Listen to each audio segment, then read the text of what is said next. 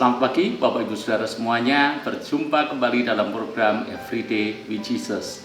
Dalam segmen kali ini saya ingin mengajak Anda belajar tentang ayat-ayat yang menarik yang perlu kita gali di dalam Alkitab. Ayat-ayat ini jarang dibahas, apalagi dikhotbahkan, tetapi untuk menjadi sebuah pengetahuan atau menjadi sebuah wawasan itu sangat baik untuk kita pahami sama-sama.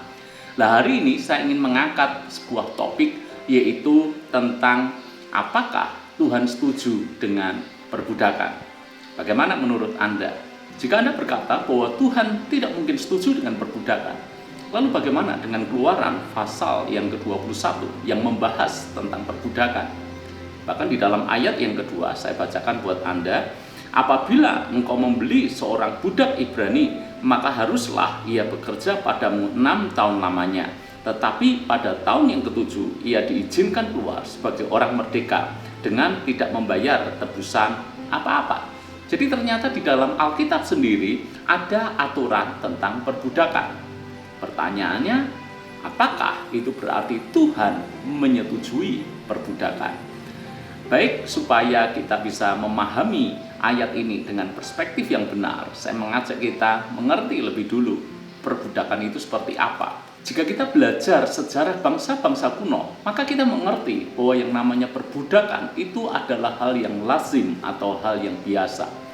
Bahkan jauh sebelum bangsa Israel ada, bangsa seperti Mesir atau Gerar itu sudah mengenal perbudakan lebih dulu.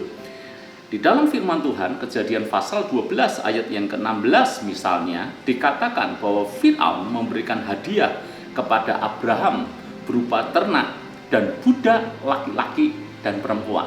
Jadi kita mengerti, di sini perbudakan sudah ada pada zaman Mesir.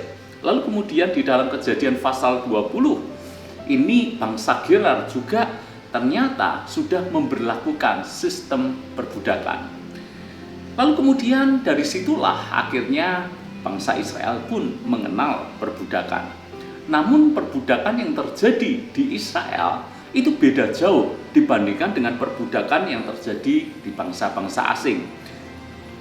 Jika perbudakan pada umumnya berlangsung seumur hidup, budak bisa diperlakukan semau-maunya oleh tuannya.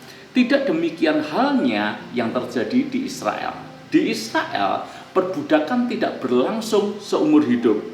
Hak kepemilikan tuan atas budaknya hanya berlaku selama 6 tahun saja. Di tahun yang ke-7, maka harus dibebaskan. Bagaimana seorang tuan memperlakukan budaknya itu juga tidak boleh dilakukan secara semena-mena, seperti halnya yang berlaku di bangsa-bangsa lain pada umumnya pada masa itu. Jadi seorang tuan di Israel ketika hendak memperlakukan budaknya, itu semuanya sudah diatur menurut ketetapan Taurat. Jadi sebetulnya kita justru melihat di sini, budak di Israel itu mendapat perlindungan secara hukum. Poinnya di sini, ketika kita melihat isu tentang perbudakan ini tertulis juga di dalam kitab Keluaran, itu bukan berarti bahwa Tuhan menyetujui perbudakan. Justru kita melihat bahwa ketetapan-ketetapan yang diatur di dalam Taurat ini menunjukkan bagaimana Tuhan membela kaum yang lemah. Barangkali era perbudakan sudah tidak ada di zaman sekarang ini. Namun ketidakadilan kepada kaum lemah masih saja terjadi di sana sini. Tugas kita sebagai orang percaya, marilah kita berpihak kepada kaum yang lemah.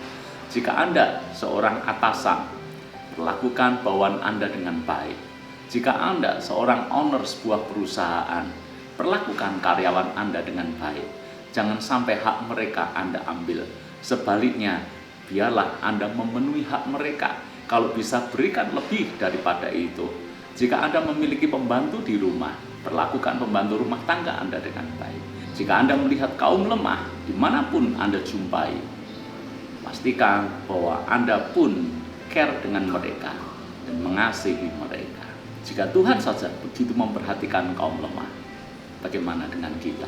Tuhan berkati.